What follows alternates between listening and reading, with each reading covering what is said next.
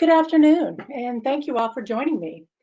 My name is Maria Arellano, and I'm delighted to present to you today our CEU webinar on data analytics in skilled nursing facilities. What story is my data really telling me? All attendees, you may have noticed, you're all muted, but if you have a question at any time during the presentation, please feel free to enter them into the Q&A panel, and I'll address them at the end of the session. If you're like me, I always forget my questions at the end, so at any point, please go ahead and enter them there. You'll also notice that the handouts are available in the handout section of the GoToWebinar panel. You know, as we work with our post-acute clients, we see a lot of folks struggling to understand what they're looking at.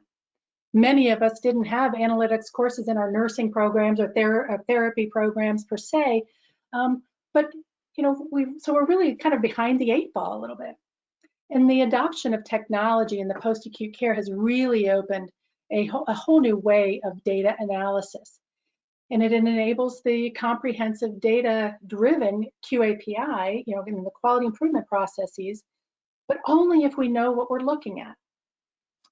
And as you know, skilled nursing facilities certainly generate a lot of data, especially with the minimum data set, and everybody seems to want to get their hands on it.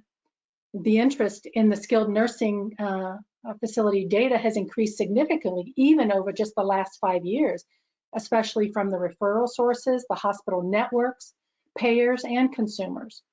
And if SNF teams are not well versed on data analysis, it's likely that it could be misinterpreted or operational decisions could be flawed. You know, so what I hope to do today is take a little step back and start with some basics. You know, what I hope you walk away with today is really kind of understanding the types of measures that are used in healthcare systems, being able to analyze, you know, look at these graphical expressions that are commonly seen in SNFs and interpret them appropriately, and be able to consider strategies for incorporating the data analysis into your QAPI programs. You know, the term analytics has become such a catch-all phrase, and it frequently is misused. So I decided to look at various definitions. You know, first, the simple Oxford Dictionary says it's the systematic computational analysis of data or statistics. You know, Gartner, who is a widely respected information technology research and advisory company, defines analytics as an umbrella term that includes the applications, infrastructure, and tools, and best practices that enable access to and analysis of information to improve and optimize decisions and performance. And I thought that was kind of a mouthful. So I kept looking, and actually the one I really like is from Qualys Health. And they say that analytics is the positioning and coordination of people, tools, and techniques so that organizations can systematically leverage data assets for discovery, improvement, and innovation. And so again, like I said, this one really resonated with me. You know, as we use analytics for discovery, you know, who are we? What type of a facility are we? What is actually happening in our facility, and what is our data story? How do we use this for improvement in our QAPI or processes? And how do we use this for innovation, especially how we must consider better ways to deliver, you know, the care that we provide to stay relevant in an industry that is changing so rapidly in a world of value-based care. You know, and I think the pandemic has certainly you know, made us look at different ways and becoming innovative. And I've seen so many innovative things of how care is delivered in really unusual times. And so, you know, how can we leverage our analytics in our facilities to continue that innovation and continue to change the way we deliver care and improve it?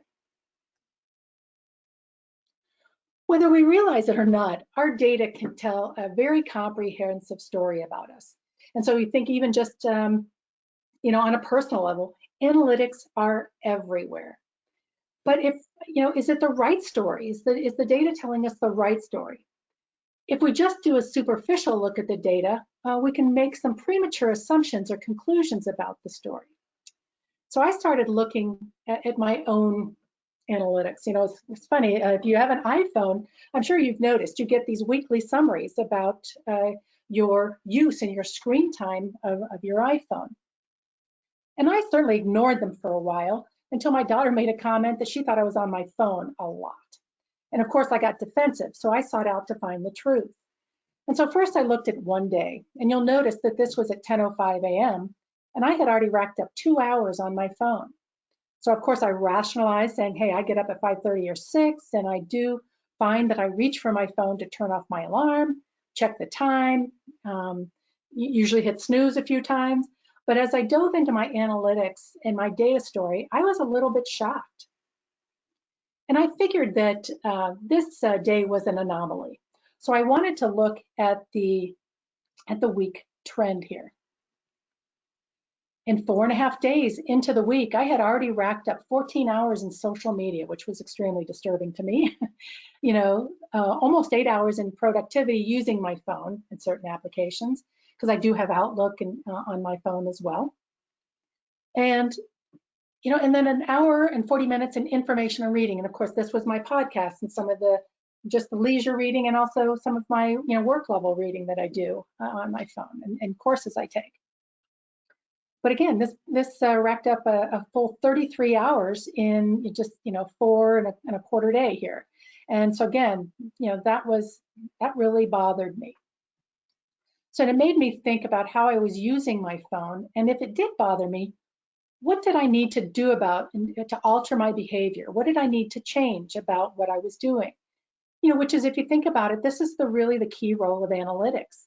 What is the data story telling us? And if we don't like the story, what do we do about it? You know, the other thing that I've noticed about analytics, it's kind of like an addiction. And so once you get a little bit of information, you keep digging. So I found myself going deeper and deeper into the data. And, you know, so I looked at am I looking at my first used after the pickup? How many pickups per day? What are the apps I was going to? I'm using my text messages a lot. You know, I've got my personal and my work email on my phone. So sometimes, you know, I use my phone for that as well. And then of course, Facebook. And so this, again, this gave me a little bit deeper understanding of how, what was going on in my own personal world using in interaction with my phone and how I was using the technology. Another example of analytics that is all around us are the customer loyalty cards, and I'm sure you all have several in your pocket or in your purse. You know, it's great to get the discounts on certain items in the grocery store, or, you know, at your favorite bookstore or whatever. But, you know, they're not doing this just to do nice things for you. They want to know about you, and so they want to send you these individualized coupons based on the shopping patterns, and to drive loyalty back to their stores, right? But you go deeper. I mean, they're using this for all types of business decisions, and they're making decisions on what inventory they stock, you know, what staffing they need at what certain times of the day. When are the bulk of the shoppers coming? So when do they need more support? Who's buying? You know, what's the demographics about the individuals that are buying? Because you're setting up a profile, so they might know a little bit about where you live and your age group, and maybe even your income level. And so again, and then also looking at what do they need to stock? What is the demographic in this community? And so perhaps we need more different types of ethnic foods, or different types of health foods, and maybe it's a healthy community. And so what do we need to focus on in this particular community and the folks that shop in our businesses? So again, this is all around us, and I think sometimes this helps put this in perspective for us as we look at how we can apply this in our work life as well. You know, why should you care about analytics? And again, you know, I think everybody on this call is really focused on quality and wants to deliver quality, and so that's kind of a no-brainer here. But how do you know you're providing it? You know, and if we look at what CMS's motivation is, this is the whole focus of the triple aim. You know, all of Health and Human Services, CMS, it's their primary focus. And so just to revisit the triple aim, you look at their goals of improving patient experience, improving the population health, and this includes the population in skilled facilities, right? And the populations we serve, in reducing healthcare costs through quality. And this is where value-based care was born out of. And what we do know is that value-based care is here to stay. And so again, this is a good motivation that why these are important. And if nothing else, your payers, your referral sources, the hospitals in your communities, and your consumers are paying attention. So what we have to make sure is that what is presented publicly to these stakeholders is the right data story. You know, are you satisfied with what they're seeing? And a lot of times, as you'll see in my presentation, what they're seeing might be just the top level surface, and they may not be getting the full story. Some of you may have seen this graphic before, or some version of it. And I like this particular version because it's in a pyramid, and it depicts data as the foundational element. You know, it also represents the structural and the functional relationships between data, information, knowledge, and wisdom. You know, data is really, you know, it's the raw numbers, it's the symbols, the facts, the measurements. And in and of themselves, while they're very important in the foundational item, all by themselves, you know, the value is pretty low. We're pretty minimal here. But once that data is processed and presented in a useful way, that's really where we get the meaning, where we start seeing meaning to the data, kind of the who, the what, the when, the where. And so again, the value builds.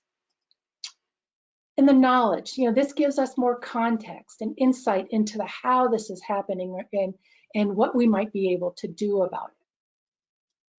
And then wisdom, and all this, though this term is difficult to define, you know, many folks call this kind of like an evaluated understanding, and it provides the why that this is happening, or why this is occurring, so that we can apply consistent interventions to achieve the desired outcome, right? So we can really get to the root and understand how the application of this knowledge that we've gained can be applied consistently, so we get the same consistent outcomes, you know, time after time. And so if you think about it, each step in this pyramid answers different questions about the initial data. So it all kind of goes right back down to that data, that foundational level, and it adds value to it. And the more we enrich the data with meaning and context, the more knowledge and insights we get out of it. So we can take better, informed, and data-based decisions about whether it's operational, whether it's about resident-specific care, all of it, okay? But it all begins with your data. Back down to the data here. And that's why we here at PointRight, we preach data integrity. It's, as you can see, it's where it all begins. So if your data is not accurate, then your information isn't accurate, and the knowledge you're gaining from that isn't accurate. And again, how you're applying this may not be accurate. So you're making, again, resident decisions, resident level decisions, and business decisions based on possibly inaccurate data.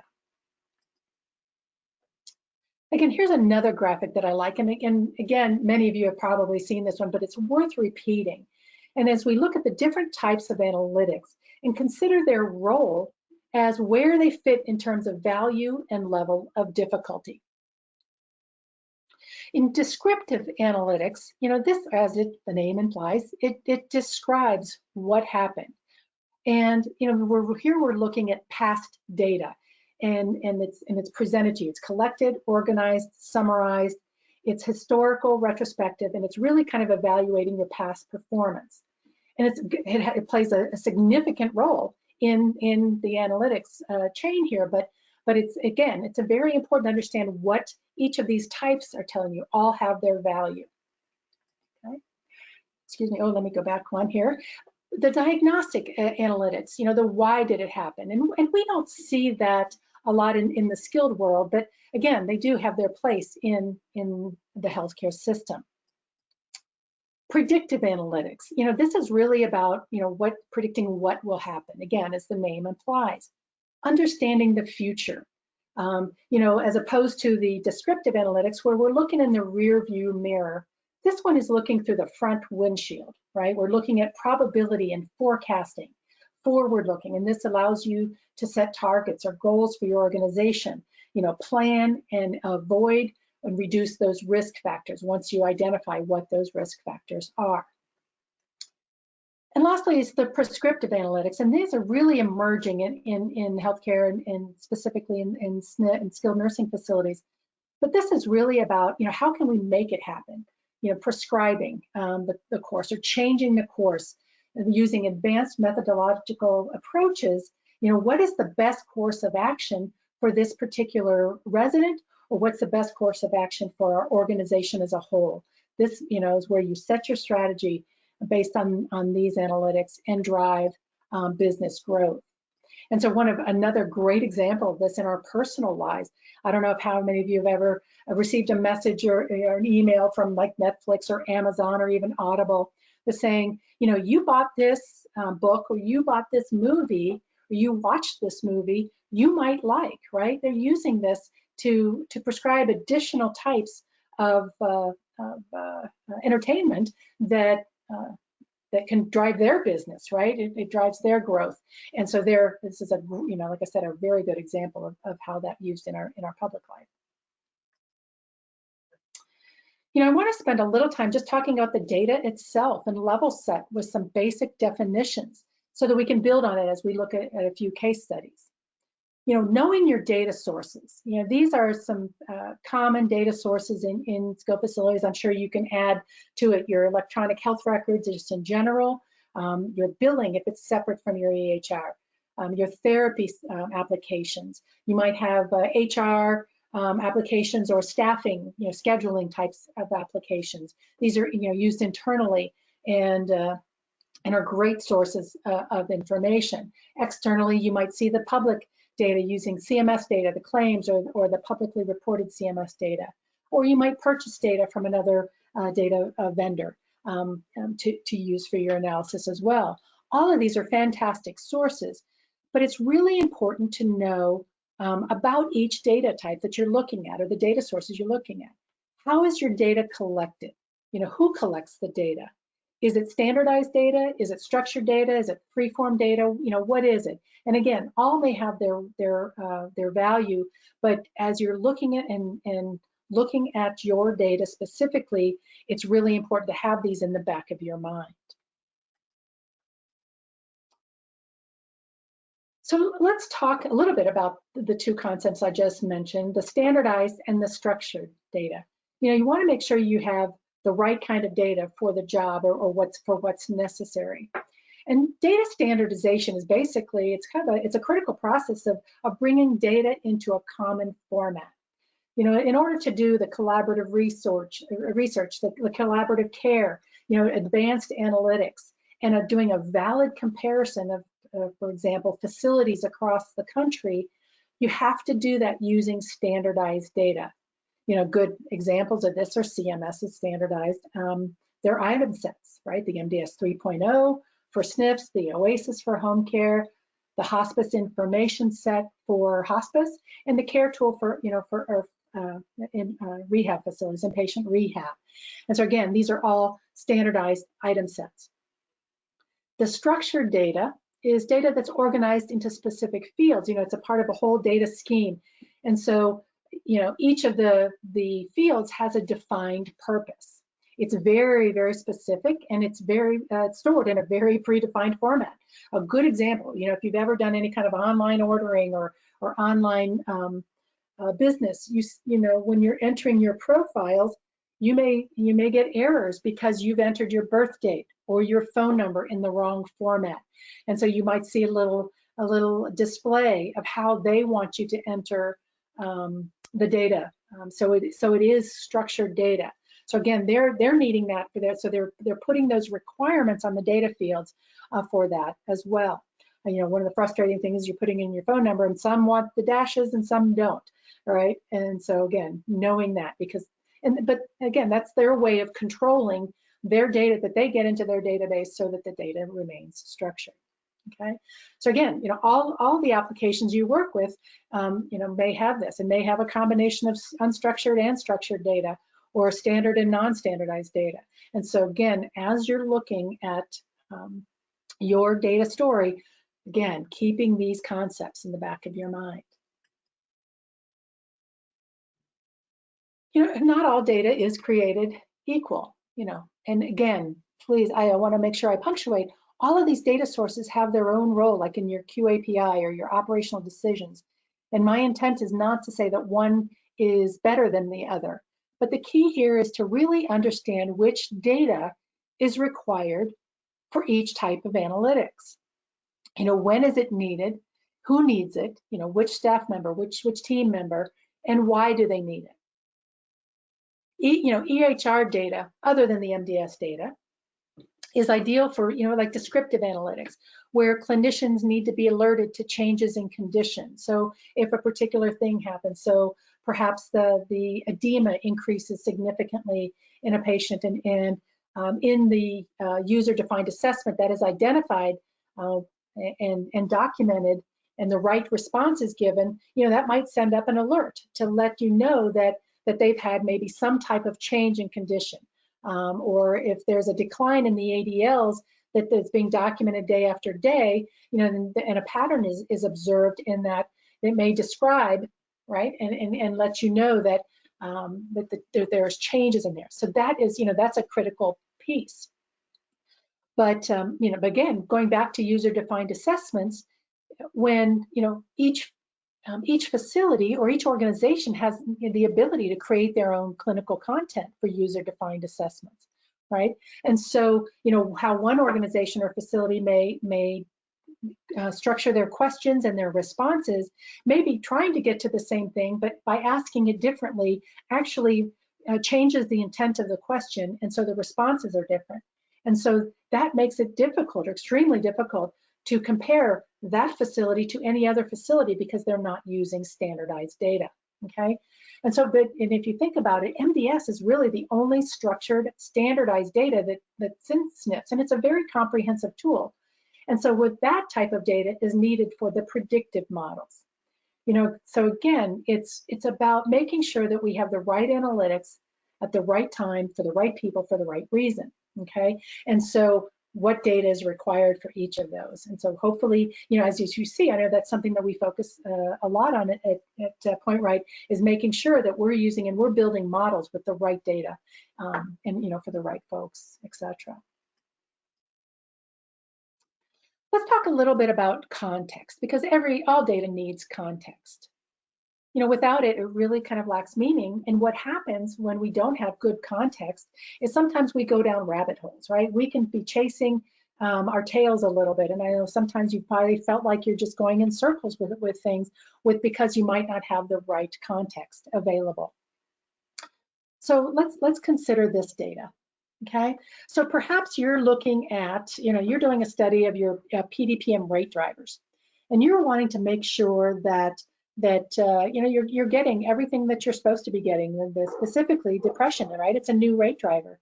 And so what is the percentage of assessments that are being coded with depression? And so if you just look at facility A and facility B here, both of them have a rate of 0. And that's certainly, is this performance good or bad? Is it compared to anything? Was there a trend? There's no trend, right? And so we don't have enough information. So if we just started going down the path of each of these, we may waste some time. And I know you don't have a whole lot of time to waste these days. And so it's important that we deliver some context for this, okay? So let's just add a simple piece of context here and say, well, okay, we say the percentage of assessments. Let's look at the assessment count. How many assessments does this measure include? So for facility A, they had 2 assessments that were in this measurement, in this rate. Okay, well, out of 2, I'm not too concerned as a clinical person. I might not be too concerned that their rate is 0, because out of 2, that's not necessarily problematic. But facility B, they've had 36, and just knowing, if I know my trend, if I know what we've done historically, and if I know my type and the types of residents we care for, that might be a red flag to you. And again, you might see that on your on a dashboard and say, okay, I need to dig deeper. This could be a good where I need to focus my my latest performance, my PIP, right? And but again, we still don't have a whole lot of data, so we still need, so we could benefit from some additional context.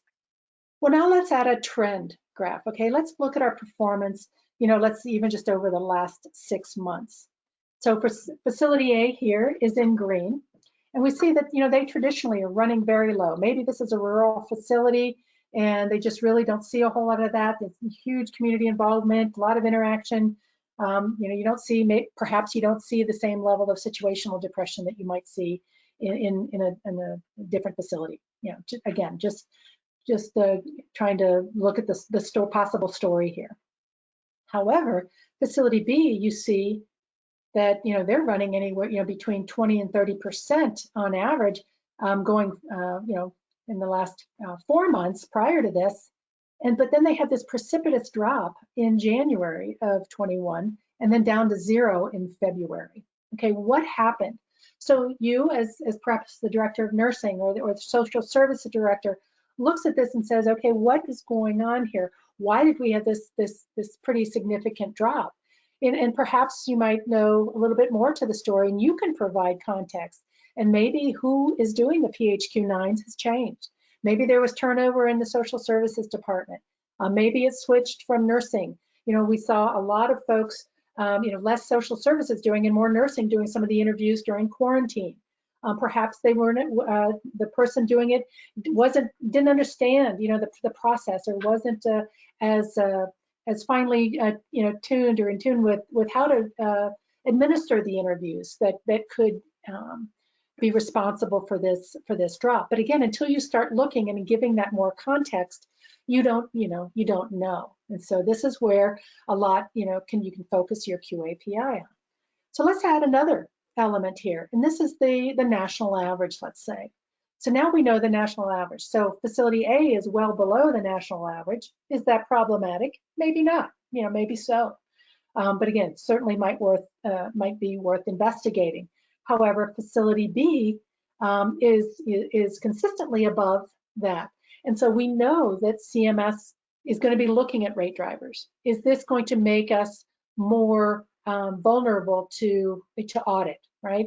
And so again, this might be proactively provide you the ability to go back and say, let's go back and make sure we have documentation to support, this higher level of assessments with depression coding.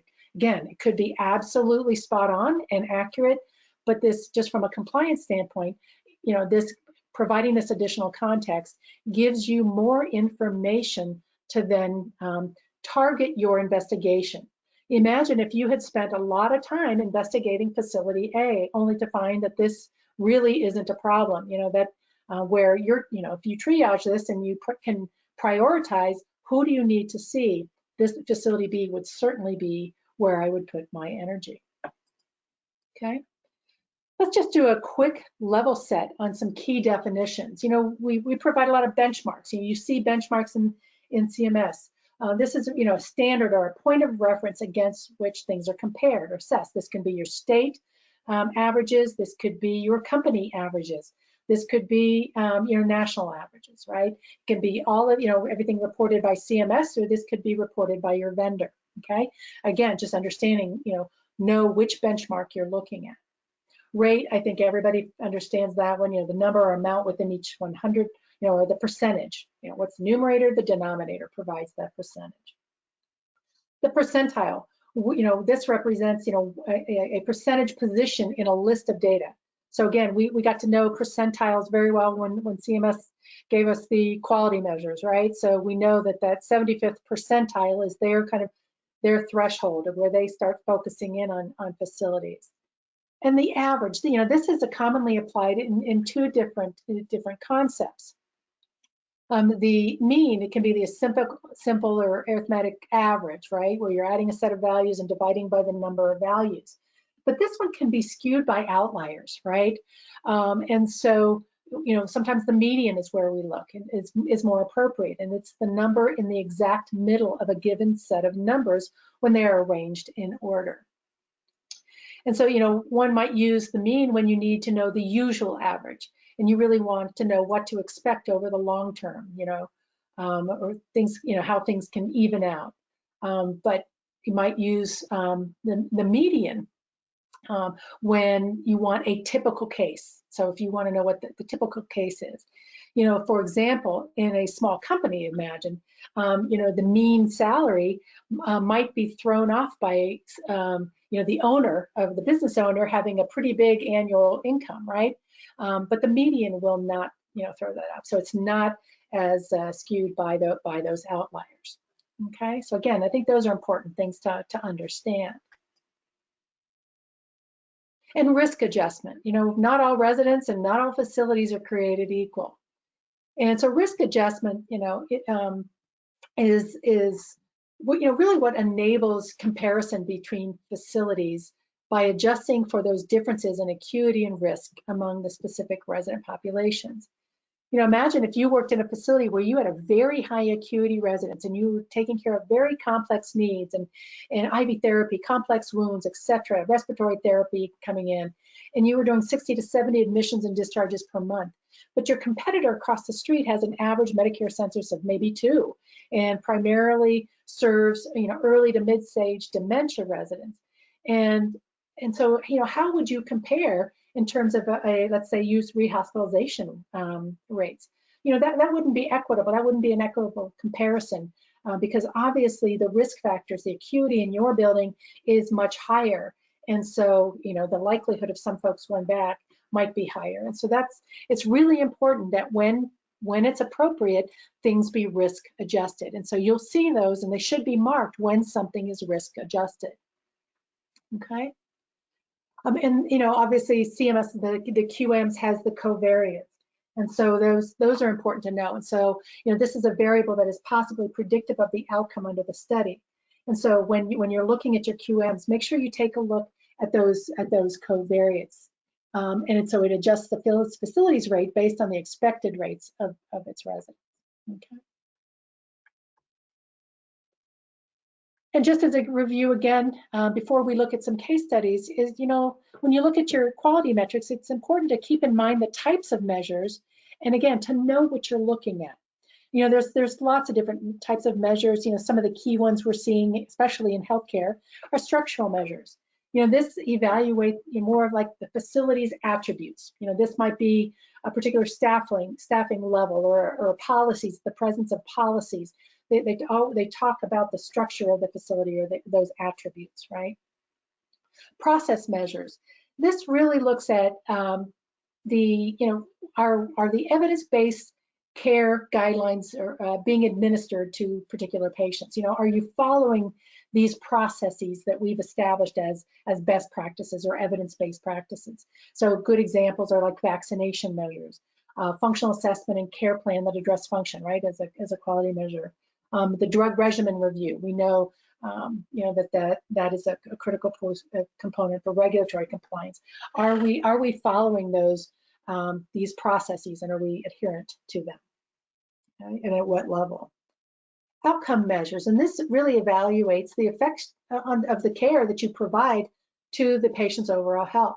And so, like the percentage of short stay residents who made improvements in function, or long stay residents with a urinary tract infection, those are actual outcomes, right? How and really speak to what happened, you know, to that resident, or what was the effect on that resident of the care you provided.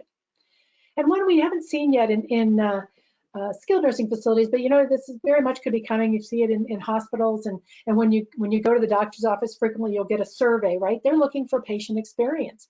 It provides insight into the quality of care patients receive. And it's important that this is different than patient satisfaction, right? This is really looking at you know, things like, you know, are you able to get a timely appointment when you're seeking care, right? Are you able to communicate well with your healthcare provider? Did they listen? And so again, those surveys are becoming more and more common, and it's something we may see in skilled nursing facilities in the future, because this is as you saw in the triple aim, it's a key aim for CMS. Okay, so now let's dig into some case studies. And so, what story is this data really telling me? So I wanted to use the rehospitalization, the Pro-30 rehospitalization as an example. Right. So, you know, in this particular sample facility, you know, we see the initial rehospitalization information in this table, right? It's presented in a table format. And so in 2020, so the period is the entire year 2020, And so 102 residents out of 610 residents who came from a hospital to our facility returned to the hospital within 30 days. And that provides us an observed rate of 16.7%, right?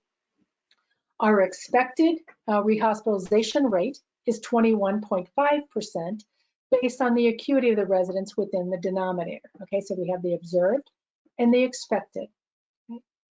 And with our risk adjustment, we are at 14.1% rate, which puts us below, and then for in this particular example, below the PointRight national average or benchmark of 15.6%, right?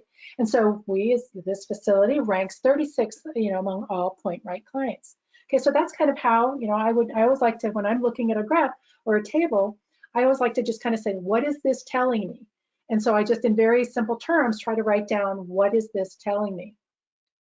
And so just as a side note, remember that the expected rate is used only for calculation of the adjusted rate, okay? And that's where the risk adjustment happens for case mix or acuity level, okay? So what we really want you to focus on is, the observed and the adjusted, right? Where those are the most important things to look at.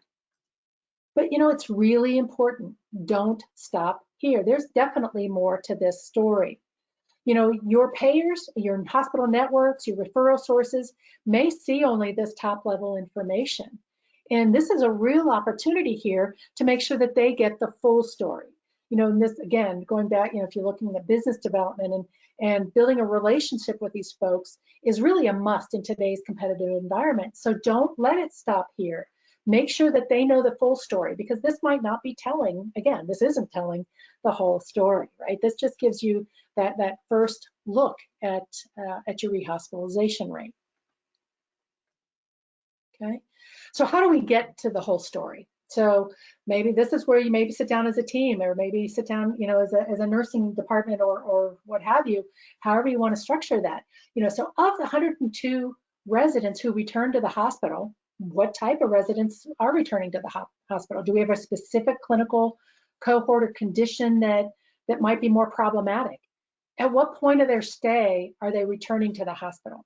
Are they going back in that initial first, 72 hours, which is, very, very vulnerable time period, especially with that that care transition? Or are they going back later in their stay? They're 20 less than 30 days into their stay, but in that higher, 3-week period where did we miss a change in condition? Did we have the right care plan? What, because how your strategy and how you attack this is going to be very different based on when they left in their stay. What day of the week? What time of day are they returning? What provider is ordering the transfer? Is there one in particular? What unit is this on? Do we have a particular, if you have a lot of Medicare residents or highly skilled residents across, your facility, is it a particular unit? Is it a particular nursing team? Is it a particular shift that seems to struggle? Again, not necessarily from a punitive standpoint, but really about opportunities to do some work and some coaching and training with these staff members. And why is this happening? But again, these are the questions and the type of questions, and I'm sure you can think of, maybe another dozen or so to ask to get to that whole story, okay? So let's take a deeper dive into this facility and look at the analysis by clinical cohort and their risk level to return. Okay, so if we wanted to let's just look at the top 2 clinical cohorts we have here. So we see that in the observed rate, pneumonia has a 24.7% observed rate, and heart failure has a 22.1%. So those would be the 2 highest. Okay, but again, let's shift over and look at the adjusted rates. See, are those the same top 2? And know that it actually shifts a little bit. Heart failure actually drops off completely. Knee surgery jumps up into the number 1 spot, and pneumonia drops to number 2. And so where we see is the knee surgery at 17.9% actually is considerably higher than the PointRight national average at 12.2. And the percentile here is that puts them in the 81st percentile. So that might be where I start looking, right? Again, there could be some additional stories here, but really just starting at those top levels and saying, wow, what are we doing here? where might we be struggling with our processes or what have you? What is it? And you get that once you get more into the root cause analysis. Okay, but look what happened to heart failure after the risk adjustment. Okay, that drops down to 15.2%, puts me right, almost right smack dab in the middle from a percentile standpoint, and below the PointRight national average. Okay, so again, these are critical, and that risk adjustment is very important to get you closer to where you need to be and not send you down rabbit holes. Let's look at hospitalization or rehospitalization by risk group. Here you see the high risk. There's only 12 in the denominator, so you see that null sign. And so that, that we cannot do a valid calculation with that low of a denominator. It's just not a valid calculation. So we don't want to mislead you by presenting that. So you'll see the null sign. We still give you the numerator and the denominator so that you can look at this, because this is important. But what I want to focus on here is, you have a pretty high rate with medium risk. And so one of the things that we have found as we look at this nationally is it's not always the high risk that's the problem, right? And so, the medium risks might be, and maybe we're spending so much time on the high risk that we're, neglecting to look enough into the medium and lower risk, okay? And so as you look at your QAPI strategies, or as you're doing your root cause analysis, it's important to make sure that you have the numerator and the denominator available, primarily the numerator, so that you can drill down and see which patients, which residents make up this clinical cohort, okay? And one of the things that you may find is, because the clinical cohorts are not mutually exclusive, again, this comes from section I, right? And so these are active diagnoses, and so people could line up and end up having several clinical cohorts. And so then you can take this even deeper. And are we struggling with, perhaps there are folks that were in for knee surgery and also had, pneumonia as an active diagnosis. That might have, compounded their risk. And again, looking at, perhaps there's some diabetes that is a very relevant diagnosis here, as well as the knee surgery. Again, until you drill down into your resident level rosters, that's where you're really going to start seeing some of this come to the surface. But you've got to be able to look at this in different ways for that, within your quality improvement strategies. Let's look at that rehospitalization trend. And displaying data over time increases your understanding of the real performance of a particular area. But again, knowing what you're looking at in a particular time periods for the calculation is really important.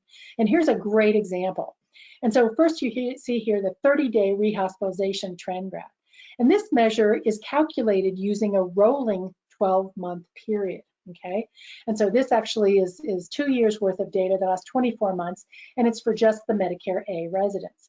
And so this black line is the PointRight national average, and you can see the darker blue is the facility observed rate, right? So this is just the basic calculation, numerator of denominator. And the lighter blue here is the adjusted rate, so once the risk adjustment. And this facility is pretty much well below, nicely below the national average. A couple of times they kind of come up to the limit here. You're starting to see an upward trend here, which might be something that is looked at. And so what's going on starting in the October, November, December time frame, right? That is impacting this. Okay, but again, this is a rolling 12-month period. So each new data point is including the prior 11 months as well, right? It's showing the full 12-month time period, right? It's rolling. It's an important concept to make sure you understand. But if we look at, because we also provide this at a monthly and a quarterly rate. So if we look at the monthly rate, right, this is each individual month calculated, a very, very different metric.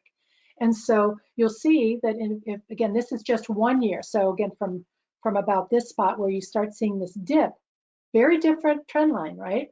Okay, again, the black line is the national average, but here we see this up and down. And what if you were to jump and be, show the concern up, with each month, right? You might feel a little schizophrenic here, like, oh, we're doing great. Oh, we're not doing so great, right? And again, this could cause some unnecessary work, or, still very, very important to look at. right? But you have to know what you're looking at and what it's telling you, right? And so this is where it's important to kind of look at what's going on in your facility that might, give a little bit more context to the story, right? What I like to do sometimes is take these trend graphs and say, okay, let's kind of look at this. What happened in our facility in March of 2020? Well, guess what, right? COVID, right? And so initially, right, there was a lot of, maybe perhaps this facility was impacted and they were starting to see a lot of cases, and so they were sending folks back to the hospital. And then they had this pretty nice decline all of a sudden. Could that be impacted by the CMS waivers, where you were able to skill in place and more emphasis was placed on, the goal of these waivers was to keep, hospital capacity, available for the real critically ill. And so we saw nationally, we saw a drop in rehospitalizations, because, and a lot of that had to do with the CMS waivers. And so perhaps maybe your story might include, we know a lot of folks were struggling with staffing. Perhaps that might account for some of this as well. And so you can sometimes, by drawing pictures or marking up your trend graphs, to try to look at ways that are places where you might want to investigate further. Again, you don't want to necessarily stop and assume that these are the causes, but by creating these these graphics within your QAPI approaches or your program can really help give insight, give context, and add richness to your analysis. Okay. One of the things I want to drive home, in this presentation is really the link between care management, of individual care management of individual residents, and performance management. It goes without saying, and I know you know this, but your performance with each resident, your individual resident, impacts your ability, your performance management and the measures that are seen eventually publicly, right? And so you've really got to start with good quality care management at the resident level that's going to lead to the quality performance at your organizational level. And you may say, yeah, that's a no-brainer. But I think sometimes we forget to look at the analytics, at the resident level. So let's take a moment and look at these. And in looking at predictive analytics and the resident risk scales. And we know in order to prevent hospitalizations, we have to manage the risk factors at the individual resident level, right? And so we know falls are a leading cause of hospitalizations, right? And in this particular facility, 23% of the residents are at high risk. That's almost a quarter of the facility, the residents. And so this might be an area of focus for you. And so again, if yours is higher, again, look at your predictive analytics here, your fall risk, and what percentage of residents are in that high risk category. You could even look at medium risk and add that, and that might even bump it up higher. And so that might be a primary focus, especially if your root cause analysis at the facility level kind of led you to identify that falls with hip fractures really is what sent a lot of folks back. So again, these measures could be very valuable here. 16% of the residents are at high risk for rehospitalization. What are you doing to address these risk factors? Are there advanced directives on file for these folks? Do we know what they want? Again, there's a high likelihood they're going to go back. What if it's a hospitalization and a quick return with a back on hospice, and that may have been an unnecessary transfer. So digging into each individual risk factor for hospitalization is a very important strategy here. 12% of the resident population is at risk for death in the next 6 months, right? The mortality risk. Again, what are you doing here? What interventions here? Have you looked at this list of residents and are any of them appropriate for hospice? Are any of these residents in more than one risk area, right? Again, so using predictive analytics, you can see the resident risk scales and where you might be able to impact. Again, you can look at and put it in the context of rehospitalization, not just preventing falls, but also just in other areas as well. Again, QAPI strategy here is hospice, advanced directives, fall risk, all of them. Descriptive analytics, I'll wait for my slides to catch up here. There you go. Descriptive analytics, same thing. Bottom line, but very, very important to understand, what are we looking at? The ADLs, you say, well, what does that, how do you define ADLs? Again, our interface provides the definition. This particular one is looking at a high impairment in ADLs. And so this is the 4 late loss ADLs. So 33% of the residents are considered high impairment. And so that's a third of your population that are high impairment. How does this impact your CNA workload? How does this impact the therapy, the need for therapy or restorative nursing programs, right? Are there implications there? The BINs, so the cognitive, right? 34% were identified under BINs, with 6% with the staff assessment. So for a total of 40%, right? Residents that are cognitively impaired, almost half. And so, again, how does that impact your CNA workload? Does this have any kind of implications for, for programming, right? Your activities department, how, do they need to really look at programs that are for the dementia patients? Is this a call or potential opportunity for you from a business development standpoint to develop a dementia unit? Who knows? But again, only you can evaluate that. But using these descriptive analytics really can help drive this business analysis and present opportunities. You see here that 0 have mood indicators. That again, that seems a little low to me, or that might be concerning. It may not be in certain facilities. But again, who's doing the PHQ-9s? Is that something that that needs to be looked at? And when you see zeros, that's always kind of a red flag that should be evaluated further. And 11% have pain that's not managed effectively. And so, again, while CMS might not be reporting this publicly, this is still very, very important to look into. Again, this could be an MDS coding issue, or it could be a critical insight into your pain management program. And so if you look at that, but both the predictive and the descriptive at the resident level play a huge role. But now let's imagine putting them together and where they work together at the resident level, and you can see all of these together and really get a better grasp on the resident's data story, right? And so here you see under the impairment scales, this particular resident, she's at high impairment for ADLs or high needs in those late loss ADLs. The downward arrow, she's had a decline since the last assessment. Again, implications possibly for therapy or restorative care. Cognition, highly impaired. Mood, medium, moderately impaired. Pain, highly impaired. Okay, so again, that's kind of telling you, as I read this, I'm starting to build a picture of the resident in my mind, what they may be experiencing. There's definitely something going on here that might need further investigation. The falls, here we move to the predictive scales. The falls are green, right? So that means low risk.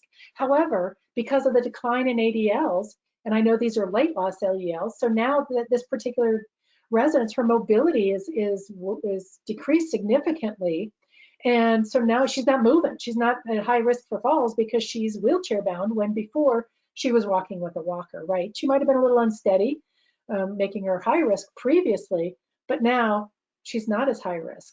So again, you got to look at all of that to tell the whole story. You can't look at those items, individually. Because she's more immobile, pressure ulcer risk is high and declining. Hospitalization risk is moderate and declining. Again, does she have an advanced directive? Do we need to have a conversation with families? Same thing with mortality. So, she's declined to the point where the mortality risk is now red, or now high risk, and it's declined since last assessment. So again, this person's story, looking at those all together, the descriptive and the predictive scales together, really you get a much more comprehensive picture. And so if you're doing this on an individual basis for each resident, you get a better story, you get a better ability to impact this story, impact this through good care planning, through interventions to make sure you're identifying these risk factors and addressing them and consistently implementing them, right? And it's no shock that if she were to go home, she's very complex discharge planning process because of these high risk factors and high impairment. And if she were to go home, she would very, very likely end up back in the facility. Okay.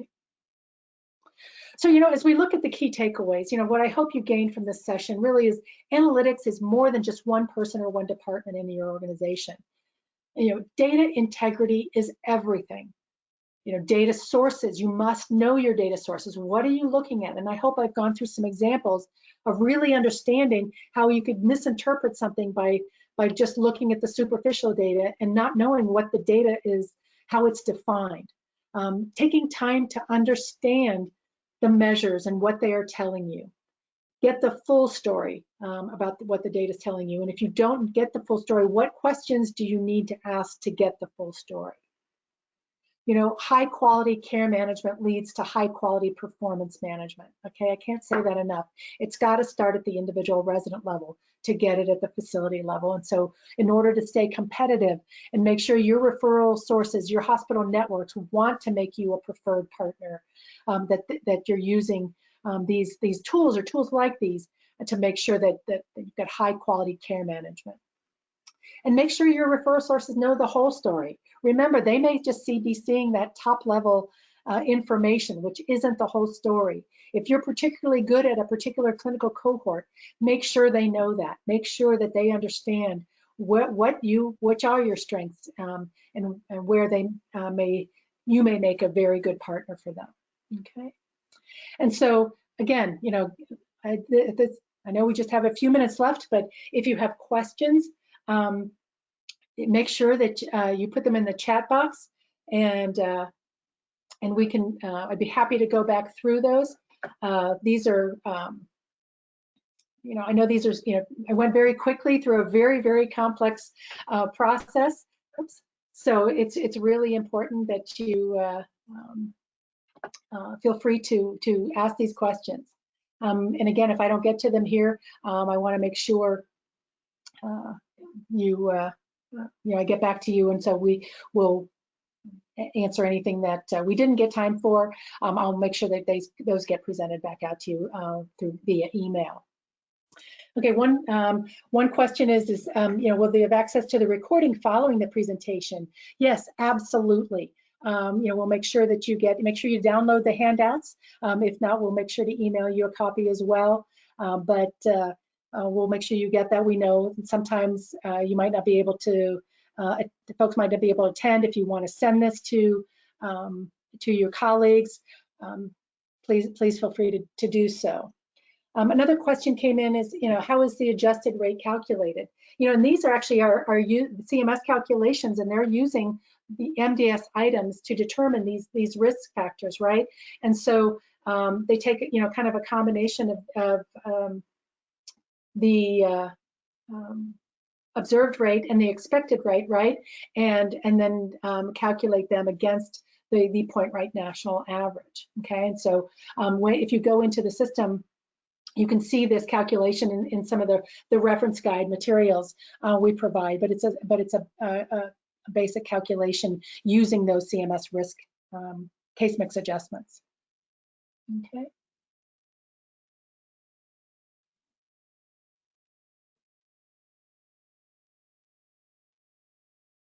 All right, another question about the adjusted, and asking, which measure really what's most important to look at. And this measure is important. The adjusted rate is obviously what you want to look at, but you can look at the observed, your raw calculation as well. Don't focus on the expected, right? That is really just a calculation. We present it to you so you have an idea of, because a lot of times you might see that the observed and the expected is very similar, so you're tracking very similarly. But in some facilities we see that the observed rate is very, very different than the expected rate, and so that acuity really can play a role there in that adjusted. So really, you're looking at the adjusted and the observed, and in all of our graphs we present both of those to you so that you can see those. Okay. Another question is can we email, share with colleagues? Yes, absolutely. You'll get that follow-up email, as I said. So please feel free to share that. And so for those of you that attended live, we'll be emailing you a link to an online evaluation survey, or you can use this in the link that's going to be in your handouts to go to the SurveyMonkey. We really appreciate your feedback, how we could have made this presentation better, or what other types of things you'd like to hear from us. Please complete this survey by March 4th. And so each attendee must complete the survey separately. So if you had 2 people in the room with you today, make sure each one fills that out separately to receive their credit. And you can use that forward a friend link at the bottom to send it to attendees. Nurses, your certificates will be available for download after completing the survey. And for nursing home administrators, provide your NAB ID to enable reporting to the NAB registry. Okay, and so if you're not registered with NAB, there's the link to that. And I apologize, I'm 1 minute over, and I see we still have a few other questions, but I wanted to make sure to get the CEU information out. And so we'll make sure to respond to these questions individually and send those out to you. And it's been my pleasure presenting this to you today, and we wish you a wonderful day. Thank you.